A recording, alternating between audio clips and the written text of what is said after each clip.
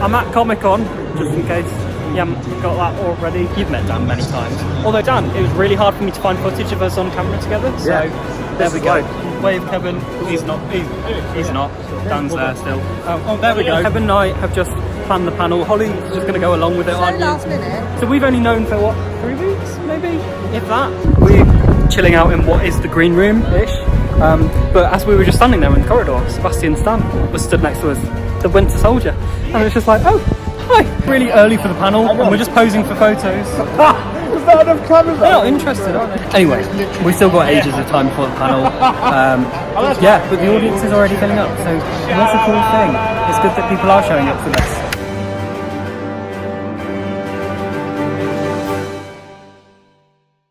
It's nuts to see so many of you here as well. Standing room only for our first ever panel is awesome. We've got a few bits that we want to talk about. We are going to open it up to a little bit of a Q&A towards the end of the talk as well. But firstly, thank you for coming, and let's go down the line and introduce ourselves. I think we want to start with Connor, and then we can come down the line and find out who we all are. Hello. Oh, there we go, that's working. My name's Connor Ward. I'm a speaker, consultant, vlogger. I was diagnosed with autism at age 18, and ever since then I have worked in the online world and real world to try and improve the lives of other people on the spectrum. Hi everybody, my name's Holly. I have a YouTube channel called Holly Vlogs, and I'm also a creator on Facebook with nearly 2 million followers on there. And I was diagnosed with autism at the age of 26, so quite late, and yeah. Hey guys, how's it going? I'm Dan, the Aspie World, better known as, and I run a YouTube channel called the Aspie World and various online stuff. I was diagnosed at 26 years old as well, actually, quite interesting, super late, but I spend all my time advocating for understanding acceptance and really getting the information out there on how to live like really awesomely with autism. It's awesome. And I'm Kevin. I'm from the Chapman family on YouTube. I'm the one of us who's not currently diagnosed with autism, although I am going through the diagnosis process at 36, not 26. But my son Andy, who, if you've seen any of our videos, you'll have seen Andy. He's 15 and he is autistic, and we often talk about issues relating to that on our channel as well. So that's who we are.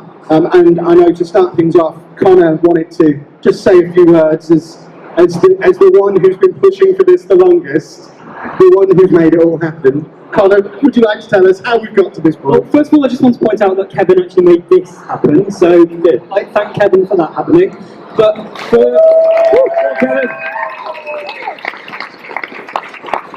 when I started YouTube, I actually thought I was going to be the first one making content on autism. Then I found this guy called the Aspie World. Yeah, never heard of it. That one for me. Oh yeah. However, the thing I'd always seen with YouTube was that there was always such a strong sense of community. But when I went into the autism sector of it, there were only a few of us doing it 3-4 years ago. Yes, there've been people with the condition on the platform for a while. However, it was only like when I started doing it, when I started to see how we can all work together to create something even greater. And that's when I got involved with the National Autistic Society. I imagine most of you know who they are. They had a change in social media team, and they wanted to start working with what they wanted to call us influencers at first, but I actually objected to that. And made us be called content creators. So over the years, we've all worked together on various projects, and we've been pushing for a more accessible world online and offline. And we're at the point now where it's incredible that we've actually got this panel, because there's people that actually want to see it. But it's incredible to realise that the progress that has happened both on and off YouTube. Off YouTube, we've got people supporting us as well. Like, I was at an event the other week where they said, imagine if the CEO of Scope went around all of the businesses giving out certificates for having a rap. Like, that would be ridiculous, but that's what we do in the autism world. But it's lovely that the YouTube world is starting to embrace that and make adaptations. Like, we can't not say about how some in the city, a YouTube event which has got many associations with Comic-Con, like they did a lot to improve accessibility, like a quiet room at a convention. Like, that's revolutionary for us, and it allows so many more of us to go here. I could go on forever just saying about how happy I am about all this happening, but I don't know what it is. But please just take in this moment, like take many photos and videos, show how many people are here, because it shows how many people care about this cause, because this is what we all want. Thank you guys for turning up as well. That really, that means a lot, actually, you guys turned up, so just want to say thanks as well. Absolutely. I mean, we're talking about trying to get everybody to listen and raise awareness. Just look at what's happening here right now. This is a crowd of people at Comic-Con. We're at an event which has nothing to do with autism or YouTube, yet we've got this. So thank you so much. Right, let's crack on before Let's have some. Shall we have some questions? Yes. Right. Question Master has his list in front of him. So this is one that I can't really answer, I don't think, but is one for you three. So what's it like interacting with viewers whilst having a neurological condition that makes social interaction more challenging? I have to prepare myself, especially with events like this, and sometimes I get very, very nervous and I have to speak to Connor, who has to talk me into it. But I'm getting used to it. It's been like 5 years now I've been on YouTube. I don't know about you lot, and probably a lot of you out there, I very much have a social rule book of how my social situations work, and going into YouTube and having an interaction like that was completely new territory. Didn't know what to do, freaked out a lot in the first few years. Getting a bit of a grip on it now, but it's definitely interesting learning how people interact in different ways when facing these scenarios. I remember when you had the first person go up to you and you got on the phone to me and you were like, so strange.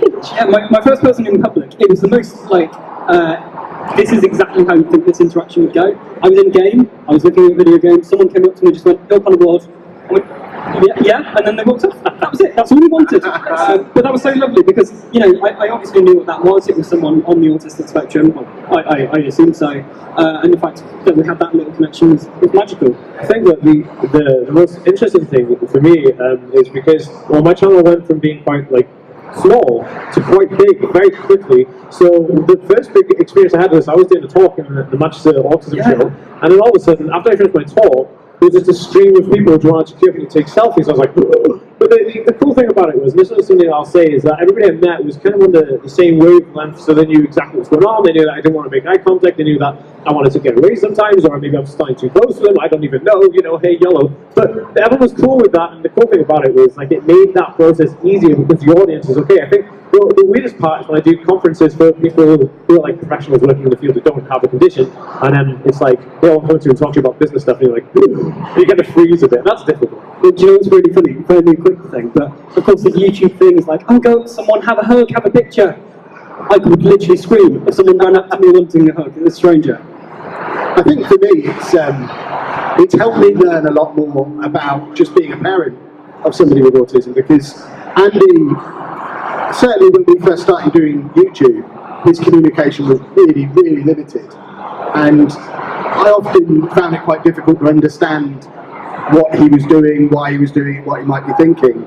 And for me, being on kind of the flip side of the question, being somebody who is neurotypical, that has a lot of autistic viewers, a lot of people commenting, coming to see us at events like this, it's made it it's helped my understanding of how I should be as a parent to Andy, which no matter how much professionals and doctors and teachers try and explain to you as a parent, this is what you should be doing, unless you're actually having that real interaction with people, it's really, really hard to learn that stuff. And it's been a huge benefit to me just having this channel to make me a better parent. You know, I think also is that having people come up to you and brave that, because the audience as well, they're trying to, you know, they have conditions just like us, and they're braving it to come forward and say hi to you. I think it's helping promote confidence in our viewers as well. So I think it's kind of bridging a huge gap there. To mention that, I guess it's not really related to the question directly, but I think that's something to know.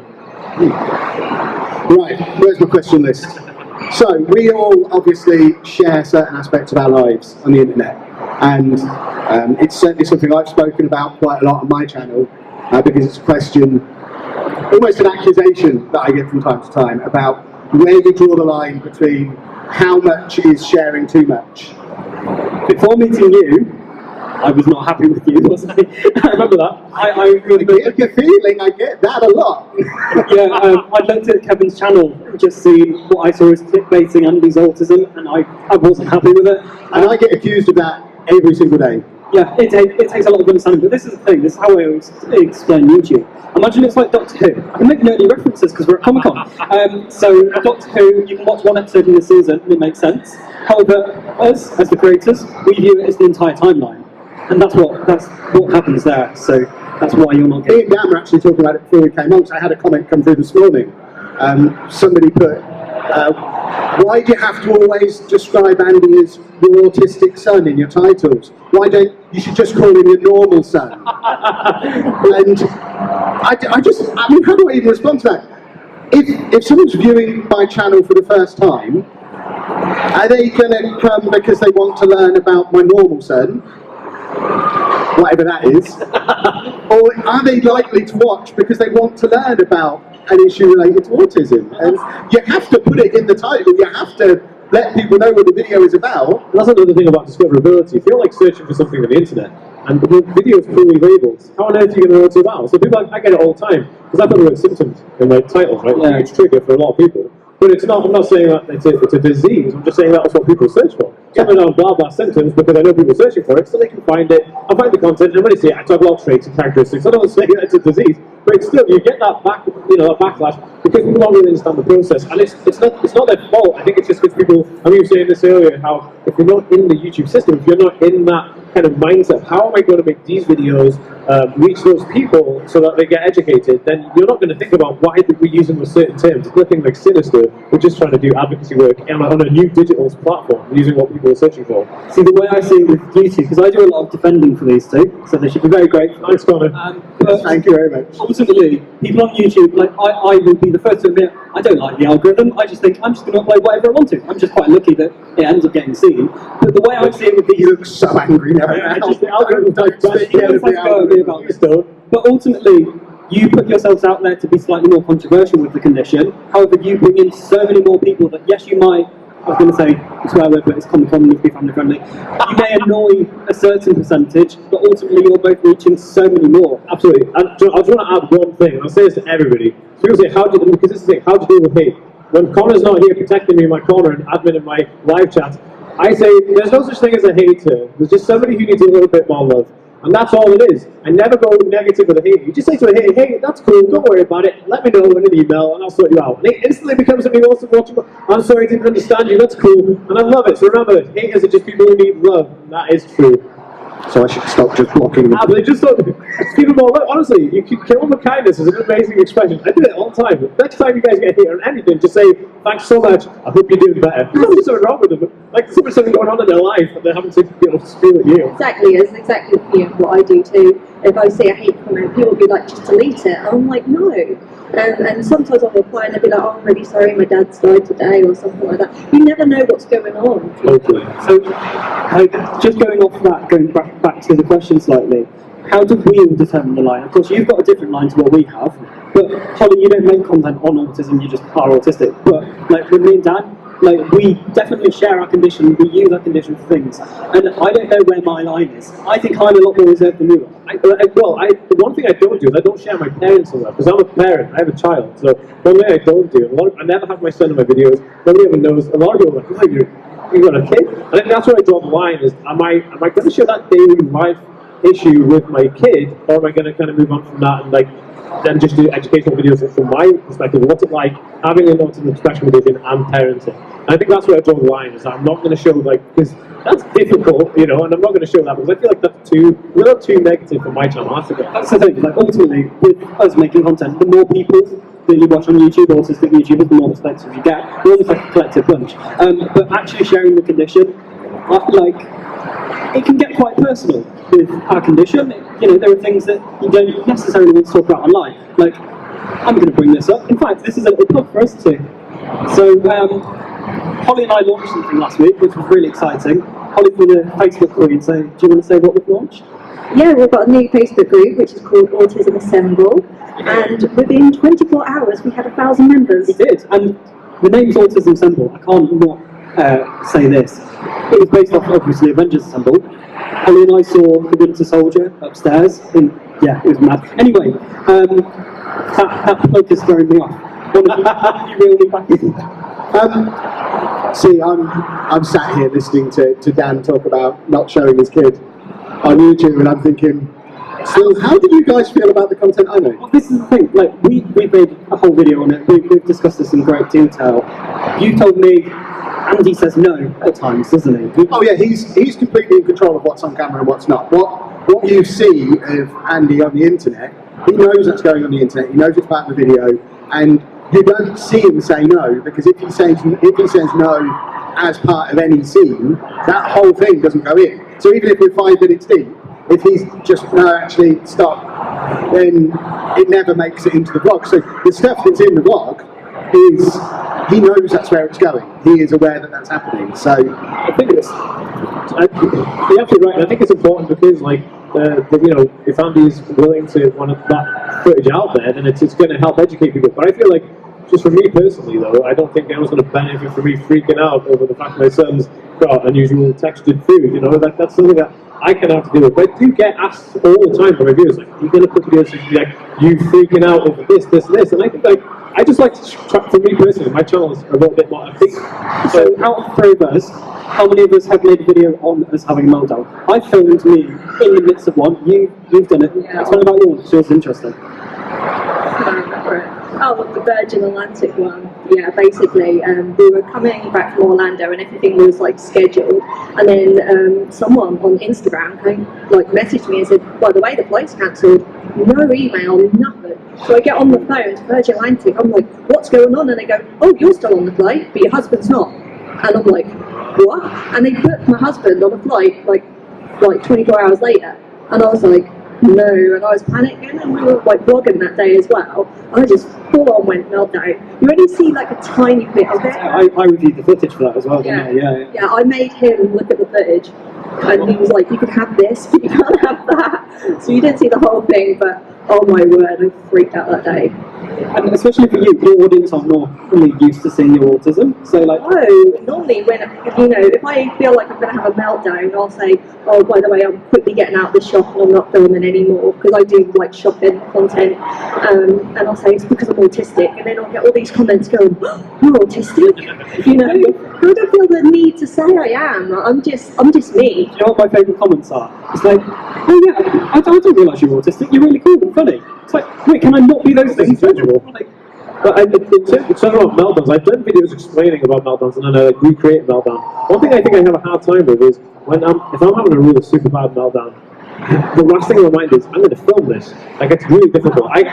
So I'm like, oh, you know, the closest thing I've got to it was when me and Alex, my assistant, he's here somewhere, we were in Boston last week, and someone had stolen medication on my back, right? And it was it was the last day we were in MIT. We were about to get our flight and go home like a few hours after the presentation. And I was like, and then it started setting in that panic to even more panic to meltdown to extreme. Oh my goodness, I'm going to die. And then I managed to film most of that, going to a hospital in America and all that stuff. And that was good. But that's coming out soon. That's the first video I've ever done on that kind of experience. But it'll be out next week. But that's the closest I've got to it. But like I said, it's the last thing I'm thinking about in that moment. I've always said I'd like to do one fictionally, so like acted, but I filmed kind of the cusp of a meltdown, but I wouldn't ever film an actual one. It's too much of a personal moment.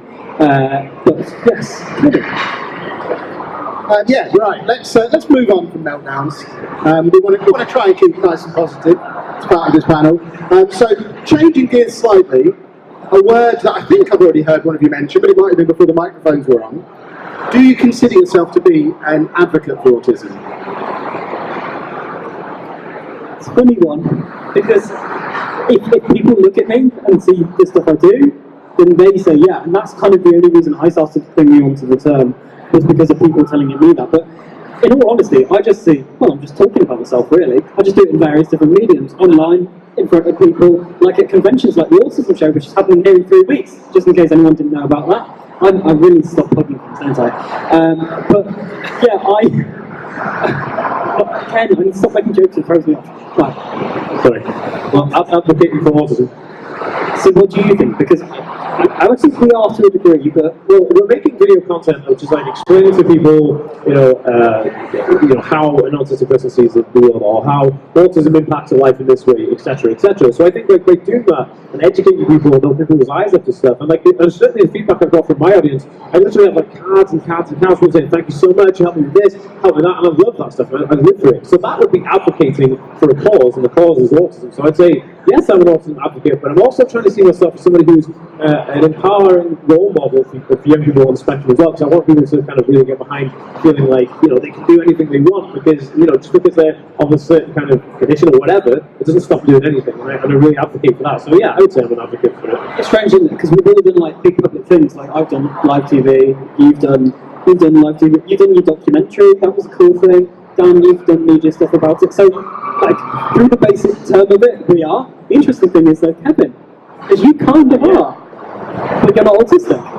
Yeah, and I certainly wouldn't ever describe myself as an autism advocate either. In fact, at various points, I kind of go in waves over how I feel about it in general. You could probably go back through my channel and find at least 3 videos titled, in capitals, "This is not an autism channel."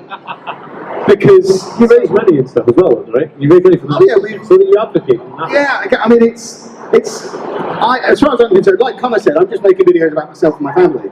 And off the back of that, I have opportunities to do things like raise money for the National Autistic Society and reach out to mainstream media and do stuff to help raise awareness. And I'm happy to do that, but a lot of it's kind of from a selfish point of view. I want to make the world a better place for Andy when he's old enough to step into it and have to face it on his own. I don't want him to face some of the backlash and some of the challenges that I see coming through the comments from our videos, because there are some very, very close-minded people out there, and I see it as like my mission now to raise awareness so that people understand him and accept him for who he is and don't judge him and slap the label of autistic on him and whatever. I'd say like that's definitely advocating for autism, because what you're doing with your videos is changing the mindset of people, and that's amazing. That's super powerful. I think that's what we're all kind of doing in a way as well, like with our videos, and that's I think that's the main aim of this entire community of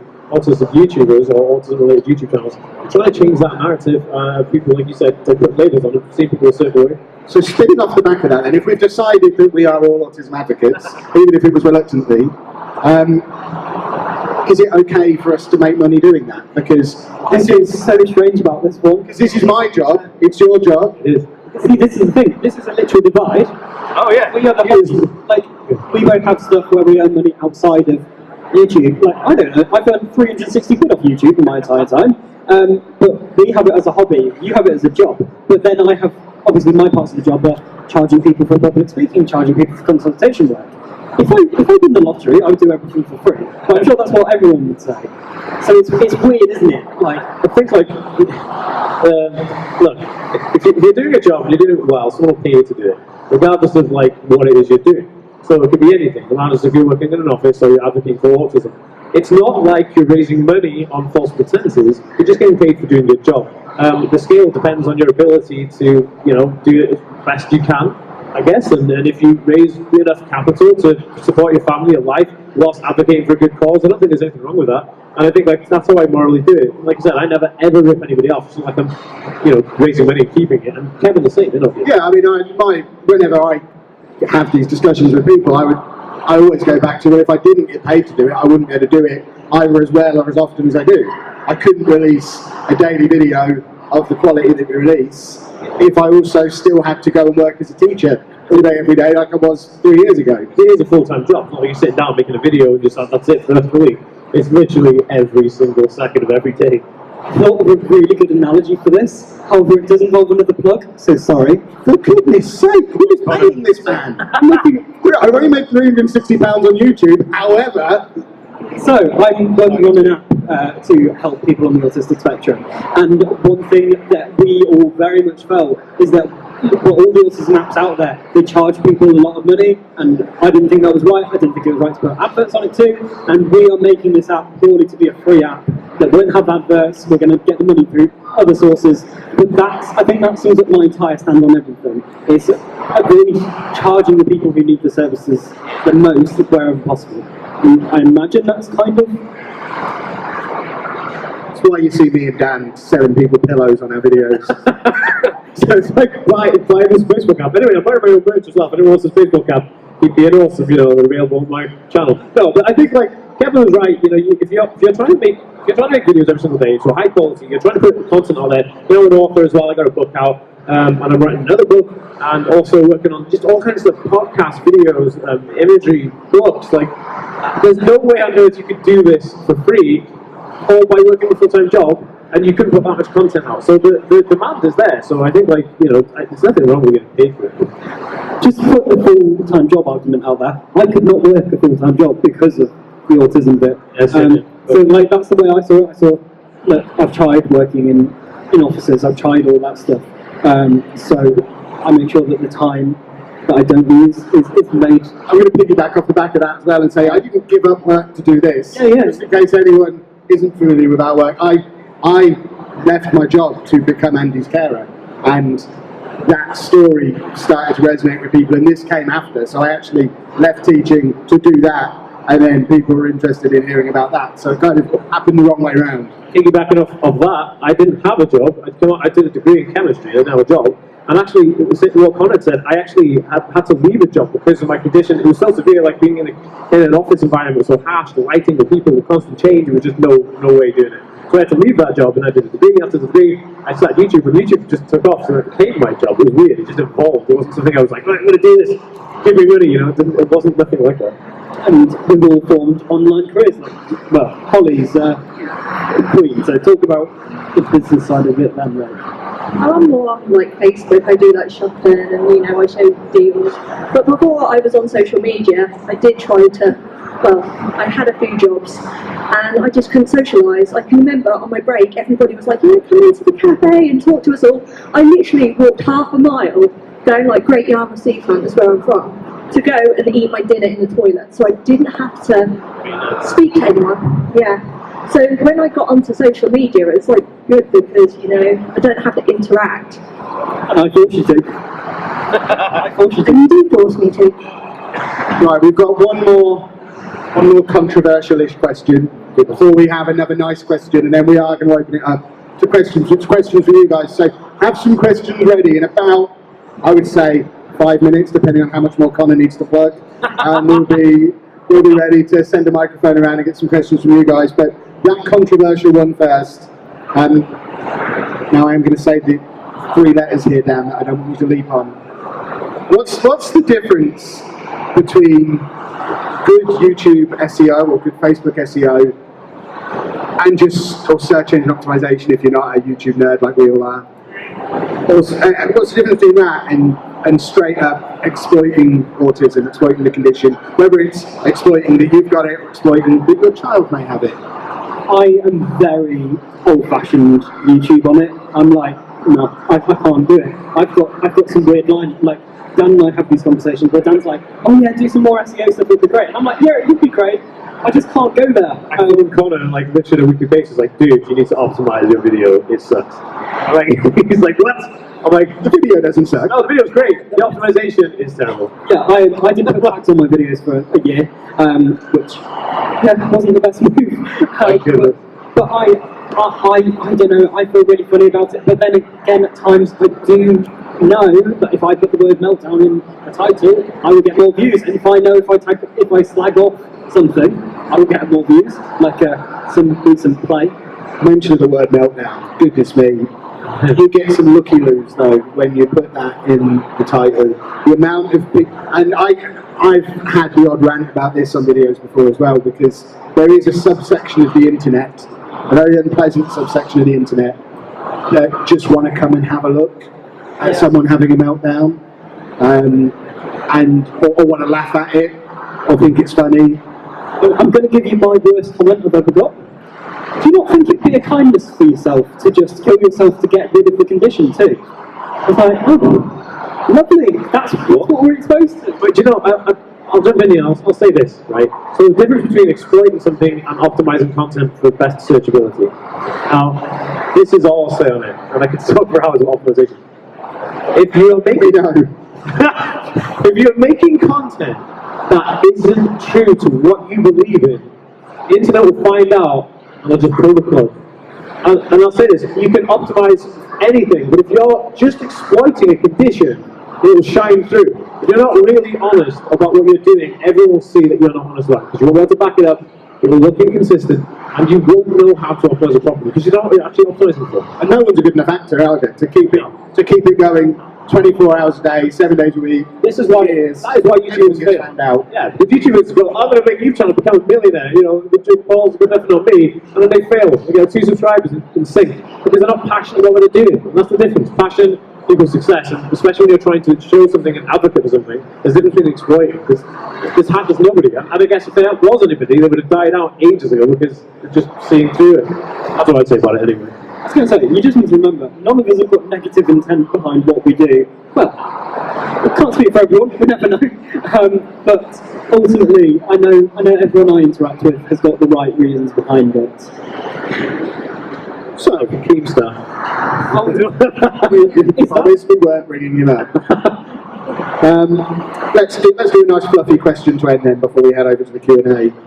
So, how are we as a YouTube/social media autism community, how are we using the platforms that we're building up to make just life more accessible for people who perhaps didn't have the access to?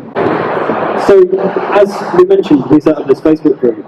The amount of people in this group that have never had interaction with someone else in the autism world, the amount of parents going on there going, I've never spoken to anyone else. The thing is, like 10 years ago, it was so hard. Like, yes, there is a lot of people on the spectrum. However, there's not millions and millions. Oh no, well there is. You know what I mean? It's not always easy to find someone, and the internet takes away that geographical boundary. And like, I know for me, I without YouTube, and like ultimately YouTube forces me to go out and do things like this. Oh, we found each other. Yeah, well, yeah, we found each other. And like that's the thing. I'm a person who I would happily just stay in my bedroom for the rest of my life, and I would be fine with that. So, you know, the fact I have been able to connect with other people makes an improvement for me, so I assume it makes an improvement for other people too. Whether that's, you know, yes, we make the content, but we also have to look at the people that connect in our comments, and just the online world is changing. That thing you say about parents, that's really interesting, because before we started making videos, I'd never spoken to another parent of an autistic child. Never had any contact with anyone. Well, I had no contact with anybody until you. Like, I commented, like, I was reaching out to you and you didn't reply to me for about 6 months. Oops. But I think, you know, the feedback I get from the things that I do online, and one of the main missions that I had when I started the Ask Me World is I always wanted to have a community hub. So I made a Facebook group straight away. We have a Discord group which Alex runs. We have a bunch of other kind of platforms using Facebook Messenger and stuff now. But the feedback's amazing. People saying, wow, I've never spoken to somebody, you know, on the spectrum before other than myself. And people are there like making friendships, or going and hang out, or put pictures in there and post about it. That is crazy. So it's not just building awareness and understanding, it's building community. And community is powerful because that has the power to change the world, like just straight up. So I think what we're doing is building community, and that community is super, super awesome. I think ultimately, this is going to sound so cheesy, so prepare. But the YouTube world is about celebrating differences, and ultimately I think we can all say there's been points in our lives where we know we've been different. We know that we've been, well, a lot of us have been bullied for it and stuff. This is kind of the first generation to be able to connect with loads of people by ourselves, not just one or two. And that makes such a difference to all of our lives. So it's about having the people feel connected to something and having feeling a part of a bigger community. I think that's amazing. So I think that's the main positive aspect of what we do. Excellent stuff. Right, where's our magic microphone man? Has anybody got a question? We've got I think that was the first hand up, right at the back there. Which one? The guy standing up, yeah. Say hello to Leo. We know Leo. Hello, Leo. Okay, got it. Okay, into a great panel firstly, and Connor, your final point sort of picked up on my question, which is where do you guys see yourselves in historical terms? I mean, online we've had forums, we've had the whole Twitter, that kind of thing. Where do you guys see yourselves in that context? I feel like that was addressed to you, Connor. Well, I think it's really cool, first of all, the fact that, because if you think about it, I know it sounds very strange, we can't prove that this is the first ever panel on this about... But it won't stop us saying it. Oh, it won't. But in theory, it's a moment in history. Like, this panel and the whole YouTube movement as a whole, it is, and I feel like social media is one of the greatest progressions on our community, because if you think about it, all there was beforehand was support groups. Who here, right, if you're on the spectrum, who here has ever been to an autism support group and liked it? A physical, in-person one? One person. No, so if you're actually on the spectrum, okay. But the way China was like people, it's like the new, more modern, more accessible version. Exactly. And like that's the thing, people would argue that today we've been inaccessible by holding this at a convention. However, you know, this is the thing, we're part of a movement, we're part of a generation that have all got open minds and that are willing to progress and change to make things more accessible. Just expanding on that really quickly for, get some more questions. Like one of my missions, like last year, I was like, I really want to be able to have this type of thing happen in big events. It was like my passion, I loved it. I was like, it's going to happen. I want it in BidCon, I want it in Summer City, I want it in like everywhere. And then I worked up with Kevin and Connor, and then Kevin made this one happen because Connor was always like, saying that you want this one to happen, and then we know that somewhere in the city now, I'm going to do a panel like that. I've been asked to do. I've been asked to appear in Summer in the City this year about something similar. And then also, I'm in VidCon in LA this year doing a neurodiverse panel, which is crazy because if you're thinking about it, this is not the first one. So historically, this is like laying the groundwork of something that is like, it's just changing the ground. It's crazy. But yeah, thanks to everybody on this. All these lovely people who are here right at the start, at the very first one. Interestingly, is there any, just raise your hand if there's anybody here who has no idea who any of the four of us are. Oh, that is fantastic. That is the amount of people we reached today by turning up at Comic-Con. That is amazing. Hold the hands again. Oh, that's me. That is fantastic. Thank you very much. Right, let's have a bit of a question. Where's Question Meister? I wasn't paying attention. You can judge. Couldn't see your hand. It's this lady here with the thing, the hand here. Right, she's dancing as well. She's very keen. Thank you. Hi, I'm Trudy. So I wanted to ask, for anybody on the panel who might be able to give any pointers. So autism as a condition across cultures and systems is something that is very largely misunderstood, and as a result, it means that a lot of children are raised in homes where they internalize that shame and they grow up believing that they are defected or dysfunctional, and because their parents aren't educated either, those children don't actually have any kind of fundamental support system. So it means that they move through the world with the belief that they just aren't good enough. So I wanted to ask, do you have any pointers or possible advice for someone who is living with the condition and how they can be able to generate more self-esteem for themselves, especially in a world where most people won't be committed enough to try to understand them? I hope that made sense. It does. This is going to be a really expected answer, but to watch autistic YouTubers, and I know that sounds pluggy, but if you can see someone who's celebrating it and being positive about it, like it's free to watch people on YouTube. I get comments telling me that I'm cool, so I like to think that people are seeing that, and I assume we will get comments as well. And like when people find out we're autistic, they go, "Thank you so much. Like it's good to see someone else with it, and you make me feel a lot better about it." And I think we all get that. And like I end all my live streams by saying like, "You guys are amazing." And when I told my audience and asked questions, I was like, "You guys are amazing. Never forget that you guys are all epic in your own way." And that's something to really kind of feel empowered by. Autism isn't something that should be an issue that you face daily. It should be an empowerment to move forward with something. It's like I'm super dyslexic, but I was able to get a book out. I got a publishing deal, got a best-selling book. I'm dyslexic, but you know what I mean? Whatever. Like it doesn't matter what the condition is. But knowing that you have like that, it's an empowerment. Use it to fuel yourself. That's what I would say. Focus like what are you good at? Focus on that. You know, everyone with an autism special condition really focus on something. So focus on it. Yeah, I mean, I think that's one of the major motivations behind my channel, because I've got a lot of younger viewers who are autistic who will leave comments along the lines of, I wish my parents could see this issue that way, or even asking, like, one of Andy's favourite things to do is he likes to go and walk around churches and film them. And it doesn't have to be a new church, and it doesn't matter if he did it the day before. He wants to go and walk around the church and film it and make a video about it, and he loves doing it, he enjoys doing it, and we take him whenever he asks. And I get young viewers contacting me and saying, how did Andy persuade you to do that?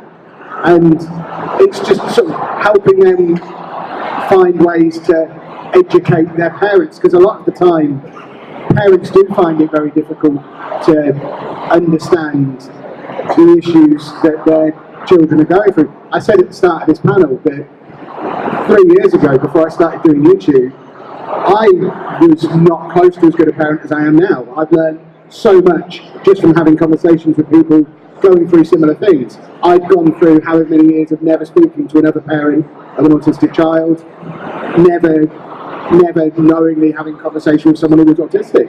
I knew nothing other than what I'd read in books and learned through conversations with the doctors. But it's by having those conversations with people who are going through the same thing as you, sharing experiences. One of the most valuable things we ever do on our channel, like Dan was saying, is live streams, because you get that direct interaction with people, and you can just chat about issues. And I learn a lot, everyone watching learns a lot, and I need another 10 or 20 people in the same situation as me to go out and do the same thing. We'll take some more questions while we get time. Time is running, time of the essence. Go for it. I have another question. Connor, do you want to pick a person for a question? Not Callum, which I know, thank you. I can't see faces, so I'm just going to have to go with you over there. Yes, you just nodded your head and moved your head. Thank you very much for talk. It's really, really interesting. I'm a doctor working in the NHS, working across a lot of autistic people, and at the point earlier, our support groups really sort of hit home for me.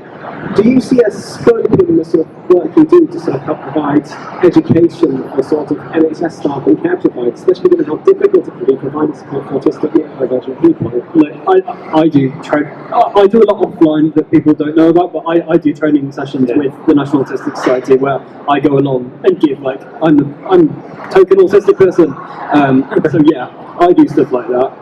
I can always give you details on how you can arrange, on like how that. I was about to say that about all of us. I think me and Connor, because I'm just launching on the site actually this exactly like a video version of what Connor does live, because we were saying about accessibility, getting to places.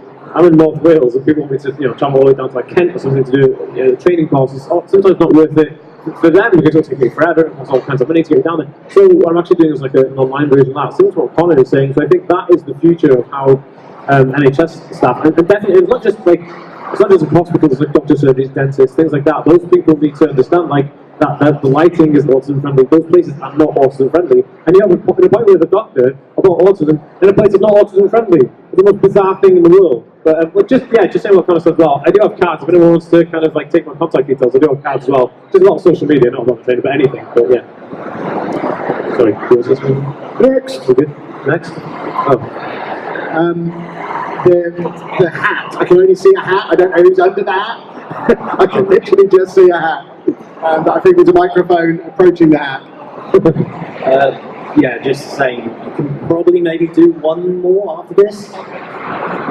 I was going to ask a question. I actually asked a very similar question at the Star Trek thing last year, because I was interested in representation, and there's a lot of characters in media and comics and that who are neurodivergent, from Fluttershy in My Little Pony, and Castiel in Supernatural, Drax in Guardians of the Galaxy, Sherlock, but Tilly in Star Trek Discovery has been a character who a lot of people have really taken to their hearts as being representative of a neurodivergent person.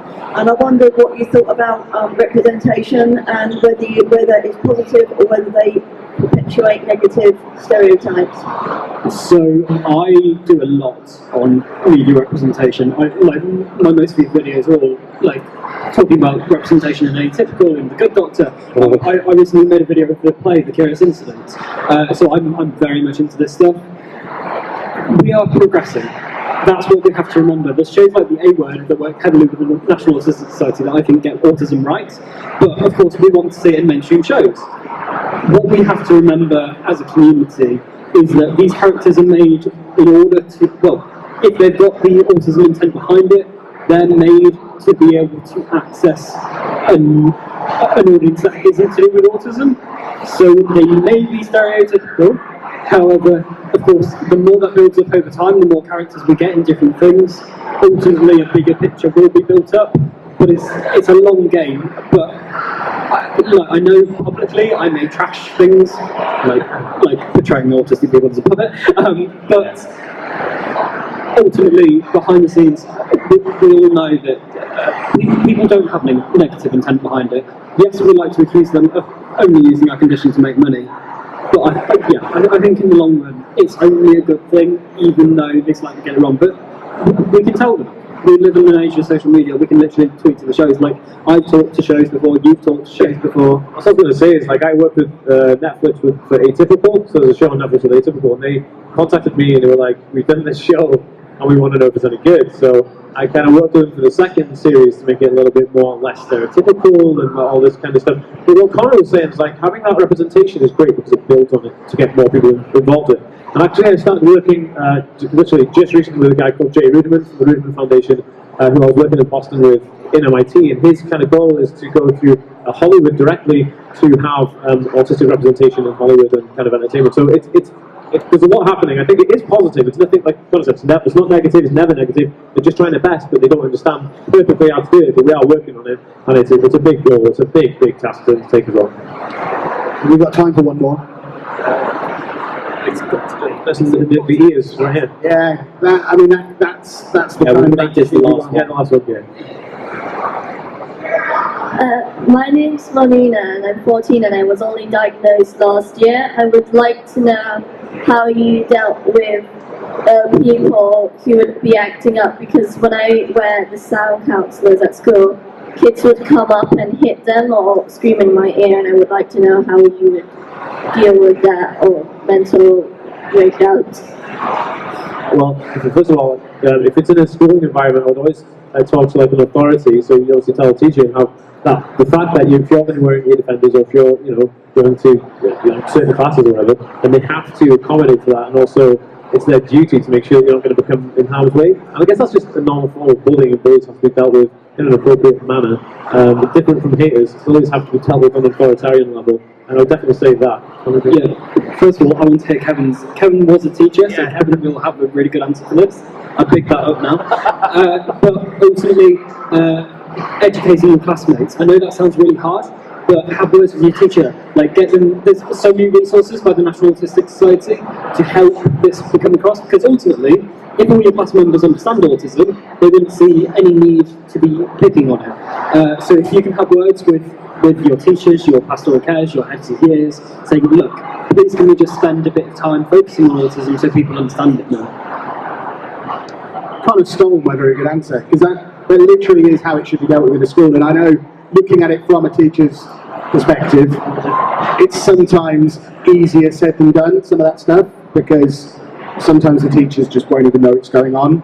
And I know it seems unfair, but sometimes the onus is kind of passed back onto you a little bit to make them aware that it's an issue.